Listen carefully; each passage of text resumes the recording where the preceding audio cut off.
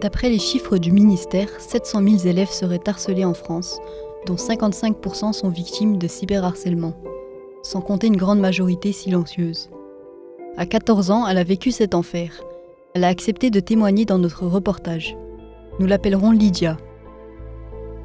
J'arrivais le matin au collège. En premier, les élèves ils me regardaient très mal. Et ensuite, à la récré du matin ou la cantine, souvent ils me jugeaient, ils parlaient des rumeurs, etc. C'était très vexant. Des jugements, des regards malveillants. Pour Lydia, ce fut insurmontable.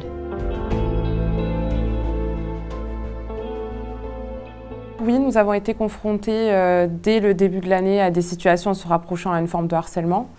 Donc par harcèlement, on entend un comportement d'intimidation qui se caractérise par la répétition de micro-violences, moqueries ou humiliations.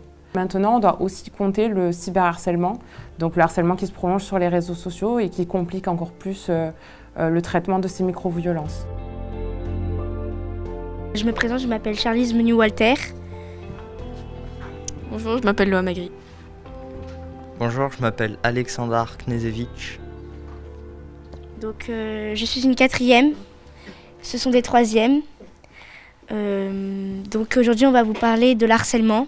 On a tourné un court-métrage sur le harcèlement et pour chaque prise on a pris une victime différente.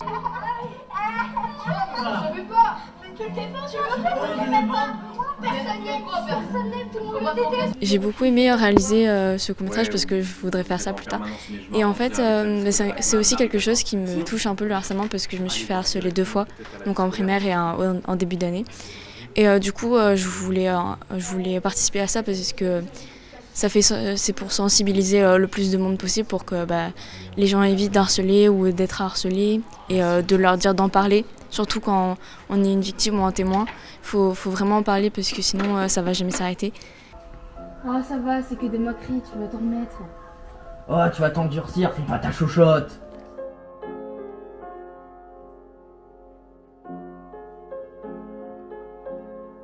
Oui, ça m'a un peu aidée parce que du coup maintenant j'arrive plus à en parler. Du coup, parce que quand j'étais petite j'arrivais pas trop à en parler, mais voilà, cette année j'ai réussi à en parler.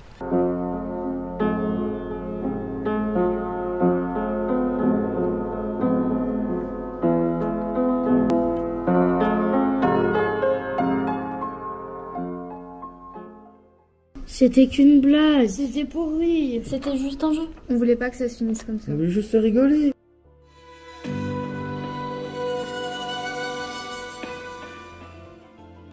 Depuis 2017, la lutte contre le harcèlement et le cyberharcèlement a connu une réelle accélération. La politique de prévention s'est ainsi structurée autour du programme de lutte contre le harcèlement phare, qui s'appuie aujourd'hui sur un réseau de 400 référents académiques et départementaux répartis sur tout le territoire. Donc le programme phare, c'est un programme de lutte contre le harcèlement à l'école qui est intégré au premier et au second degré depuis 2022. Et donc au sein des collèges et des écoles primaires, il y a des équipes ressources, des professeurs ressources qui sont formés, 5 minimum, pour pouvoir ensuite à leur tour former des élèves ambassadeurs de manière à pouvoir lutter de façon efficace contre le harcèlement scolaire. Donc comme je vous ai dit, le CVC c'est un conseil de vie collégienne. Ça sert à vous protéger d'un mal-être ou de trouver des situations pour éviter que vous ayez des mal-être. Pour vous, qu'est-ce que le harcèlement? Taper pour à peine rien, peut-être que c'est pour une personne qui la personne elle la trouve moche et va la frapper avec d'autres personnes. C'est ceux qui sont aussi un peu jaloux des autres. Ikram devient la cible de ses camarades. Pourquoi? À cause de son prénom. Voilà, donc tu peux mettre ça.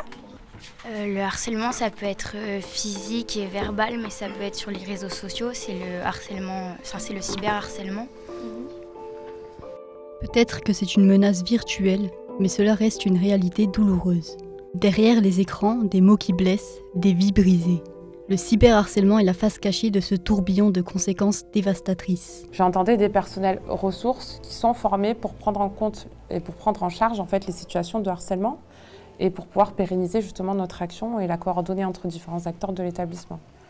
Lydia, qui vit cet enfer depuis plusieurs mois déjà, finit par en parler aux adultes de l'établissement sans forcément penser qu'elle vit un harcèlement.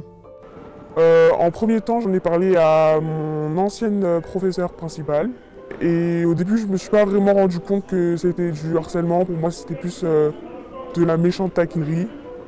Et c'est après, quand j'en ai parlé à la prof, qu'elle m'a expliqué qu'en effet, c'était du harcèlement.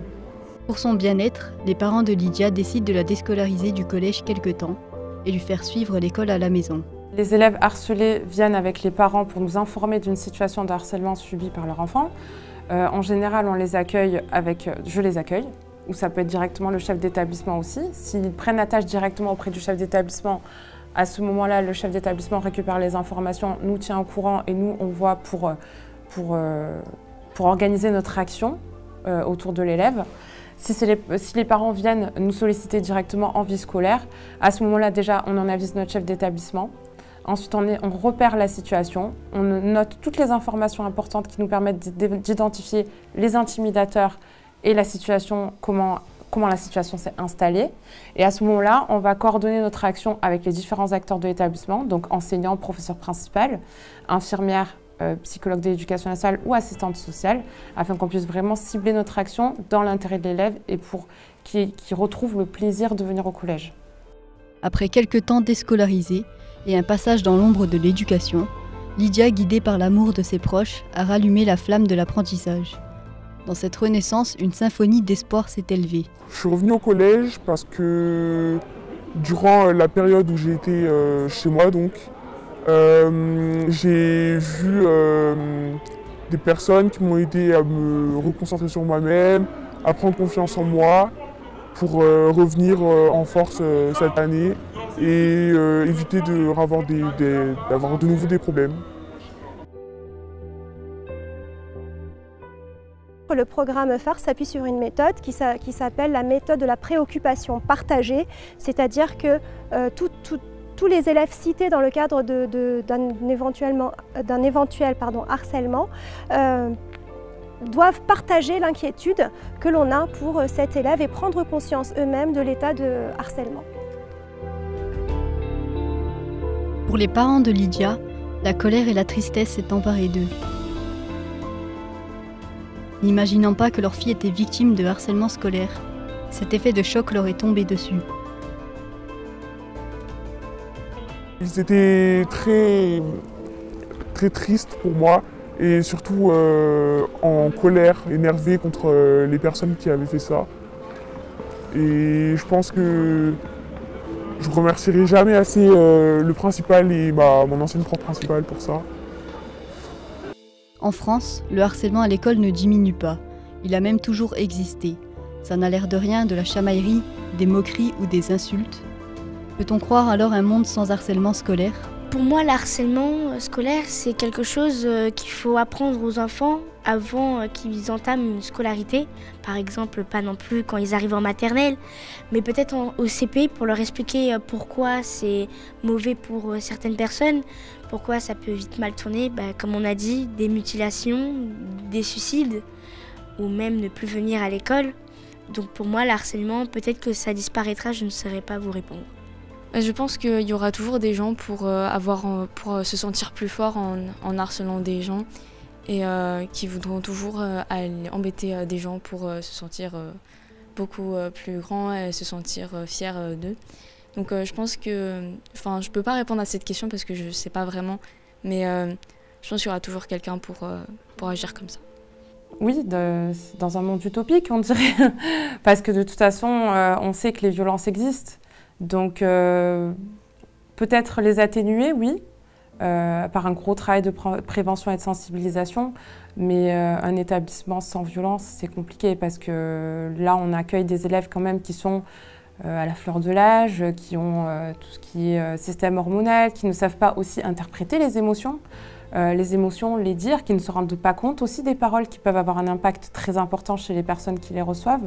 Et ça, c'est un gros travail qui se fait entre CPE, entre enseignants, avec le chef d'établissement et le personnel médico-social. Alors est-il possible un jour d'avoir une école sans harcèlement? C'est l'idéal vers lequel on tend et on y travaille tous les jours pour que tous les élèves se sentent en sécurité dans le collège et qu'il y ait un climat de confiance et un climat de bien-être. Donc on se dit qu'en sensibilisant le plus possible les élèves par rapport à ce qui se passe au collège, mais aussi à l'extérieur, les réseaux sociaux, l'impact que ça peut avoir, dans les médias aussi, les cas que l'on rencontre dans les médias, on espère en tout cas faire diminuer de façon considérable le mal-être de ces élèves qui sont des élèves cibles et de faire réfléchir les intimidateurs de manière à ce que cela cesse et que la situation et que l'on trouve une médiation qui puisse convenir à l'élève cible et qui puisse lui apporter le bien-être et la protection à laquelle il a le droit. Au milieu de l'obscurité du harcèlement scolaire, une lumière d'espoir brille toujours. Avec la force du courage et de la solidarité, ceux qui étaient autrefois victimes se transforment en véritables héros. Car c'est dans la résilience collective que s'écrit une nouvelle histoire, où la bienveillance triomphe, érigeant un monde scolaire où chacun peut s'épanouir et grandir en toute sécurité.